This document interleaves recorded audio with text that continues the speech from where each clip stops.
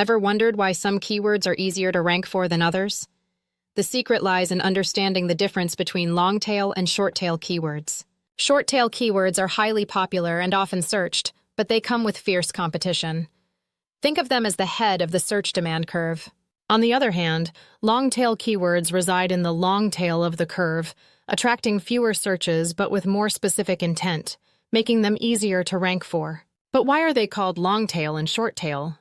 It's not about the number of words, but their position on the search demand curve. There are two types of long-tail keywords: supporting and topical.